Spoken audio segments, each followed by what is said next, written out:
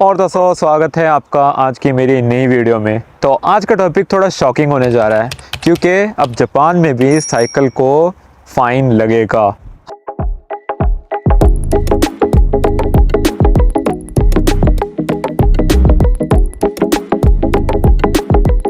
हाँ, मैं एम ही नहीं कह रहा, आपने सही सुना। जापान में भी अब साइकिल का चालान कटेगा। ये 1 अप्रैल से फ़ाइन शुरू हो चुका है। और हाँ, पहले दिन नगोया स्टेशन में 200 से भी ज़्यादा इन्होंने केसेस इसके टीवी में दिखाए जो कि इन्होंने फ़ाइन काटा है। तो ये मैं एम ही नहीं कह रहा, जो जापान में रहते हैं उन लोगों के लिए ये एक अलर्ट है। और आप वीडियो देखना तो समझो इसे कि ये कैसे बचना है। तो आपको मैं अभी बताता हूँ।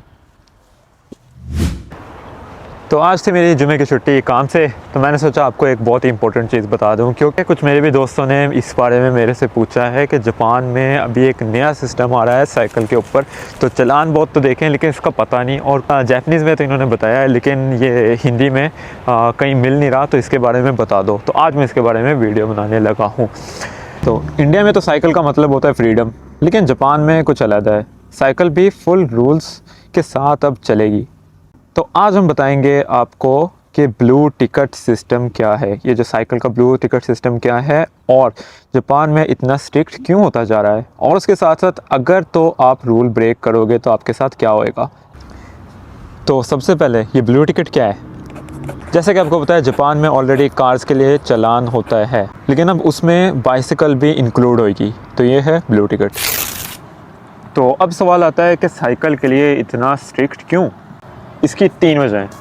रीज़न 1, एक्सीडेंट यहाँ बहुत होने लग गए थे। तो ये साइकिल एक यहाँ ऐसी चीज़ है कि ये स्टूडेंट के लिए, कोई ऑफिस के लिए या तो बच्चों के लिए बहुत ही कॉमन चीज़ हो चुकी है। रिसेंट ईयर में जो बाइसिकल रिलेटेड एक्सीडेंट्स हैं वो कुछ ज़्यादा होने लगे, स्पेशली फ़ोन यूज़ करते हुए और साइड पाथ पे फास्ट चलाते हुए। अब है रीज़न 2, सेफ्टी कल्चर। तो जापान का एक स्ट्रॉन्ग कल्चर है डिसिप्लिन, क्लीननेस और रूल को फॉलो करना। यहाँ कुछ ऐसा होता है कि छोटी छोटी चीज़ भी बहुत सीरियस ली जाती है। तो इंडिया के लिए सब कुछ होता है फ्लेक्सिबल, लेकिन जापान के लिए थोड़ा सीरियस। तो रीज़न नंबर 3, रिस्पॉन्सिबिलिटी।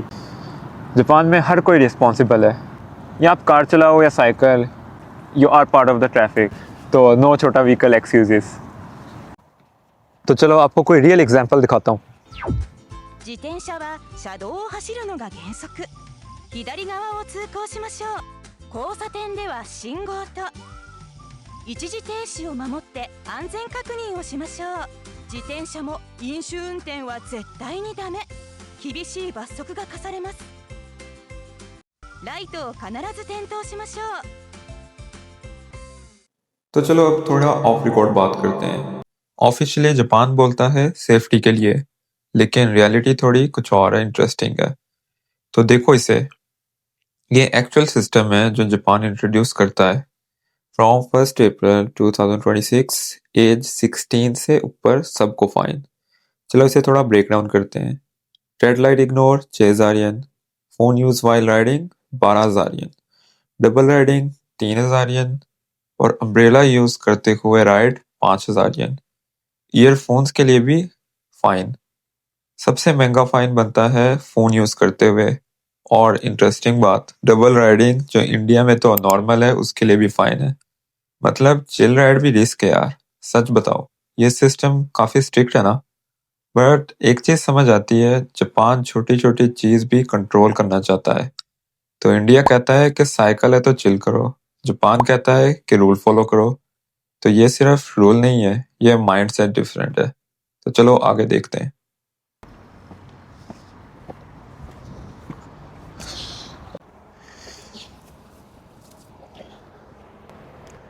तो जापान और इंडिया इसे कंपेयर करते हैं, इंडिया वर्सेस जापान। तो इंडिया मतलब साइकिल मतलब freedom, rule loose fine rare.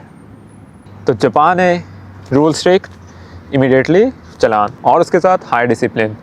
तो यार सच बताना, इसीलिए जापान वो सेफ़ कहलाता है ना। तो बच्चा आराम से यहाँ साइकिल चला सकता है क्योंकि यहाँ की रोड्स थोड़ी ऑर्गेनाइज्ड है। तो ये सिस्टम का फ़ायदा तो क्लियरली दिख रहा है। अब कुछ लोग होते हैं जो कहते हैं, यहाँ बहुत जापानीज़ लोगों ने भी ऑफेंसिव बातें की हैं इस रूल के बारे में, सही कहा है। लेकिन यार यहाँ अगर सेफ्टी देखी जाए तो उस हिसाब से शायद साइकिल को भी थोड़ा सा डेंजरस हो सकता है, लेकिन जो अभी तक की अगर हम रेशो देखें साइकिलों की या जो एक्सीडेंट्स होते हैं तो उसे देखा जाए तो शायद ये रूल ठीक भी हो सकता है, लेकिन फ़ाइन थोड़ा इन्हें कम करना चाहिए। कि क्या होता है कि जो मेन सिटी है ना, जैसे नगोया सिटी है हमारी, या और टोक्यो देख लो, या तो ओसाका, क्योतो, ये जो बड़ी सिटी हैं यहाँ रोड्स इन्होंने साइकिल के लिए बनाई हुई है, मतलब फुटपाथ के साथ साइकिल की भी। लेकिन जो छोटी छोटी सिटी है ना, इधर ये अभी तक कुछ हुआ नहीं, तो इन्हें पहले ये चीज़ें करनी चाहिए और फिर उसके बाद ये रूल बना भी सकते थे, लेकिन इन्होंने पहले रूल बनाया, अब ये रोड की तरफ शायद फोकस करें। तो ये नहीं कह सकते कि कोई कौन सी ओपिनियन ठीक है। तो यार पर्सनली मुझे लगा कि ये कुछ ज़्यादा हो गया है, लेकिन जापान में रहने के बाद पता चला, थोड़ा फील हुआ कि शायद ये ठीक भी हो सकता है, क्योंकि यहाँ की सेफ्टी देखा जाए ना तो ऐसे रूल होने चाहिए। और अब गाड़ी चलाने वाले जैसे ड्राइवर होते हैं, मैं भी उनमें से एक हूँ, तो वो भी थोड़ा सा जो है ना एक्सीडेंट का तो मतलब ठीक थे, लेकिन अब गाड़ी चलाते वक्त भी हमें बहुत केयरफुल रहना है, क्योंकि हम जो साइकिल ये रोड पे जा रही होगी इसे ओवरटेक कर नहीं सकते, और अगर ओवरटेक करना है तो उसके लिए हमें साइकिल जो चला रहा है ना उसके साथ गाड़ी का फासला 1 मीटर से ज़्यादा होना चाहिए। और यहाँ क्या होता है कि रोड्स में ना पीली लाइन होती है, एक येलो लाइन, तो उसे हम गाड़ी क्रॉस नहीं कर सकती। मतलब कि अगर साइकिल चल रही है ना, साइकिल चला रहा है बंदा, और अगर आपने ओवरटेक करना है और 1 मीटर का फासला रखना है, तो इसका मतलब क्या बनता है कि आप ओवरटेक नहीं कर सकते, क्योंकि पीली लाइन से उस तरफ से हम जा नहीं सकते, और ओवरटेक करने के लिए 1 मीटर का फासला चाहिए। तो एक तरह से इन्होंने कहा है कि ओवरटेक मत करो तो समझ जाना चाहिए कि क्या कहना चाह रहे हैं। मतलब यार जापान में रहने के बाद ना मुझे ये चीज़ मतलब मैं अंडरस्टैंड करता हूँ कि इन्होंने रूल इतने क्यों स्ट्रिक्ट रखे हैं, कि मतलब ये जो सेफ्टी है ना, जब सब लोग रूल फॉलो करते हैं ना तो लाइफ बहुत इजी हो जाती है। तो कोई कन्फ्यूजन नहीं, कोई लड़ाई नहीं, और स्मूथ सिस्टम। लेकिन हाँ एक बात कह लूँ, इंडिया से कंपेयर किया जाए ना तो ये कुछ ज़्यादा इन्होंने स्ट्रिक्ट कर दिया है, ये तो डेफिनेट है। तो दोस्तों आप क्या सोचते हो इस बारे में, इंडिया में भी ऐसा सिस्टम होना चाहिए या तो फ्रीडम ही बेटर है? तो लाइक करो, कमेंट करो और सब्सक्राइब करना तो मज़ा आ जाएगा। मिलते हैं अगली वीडियो में।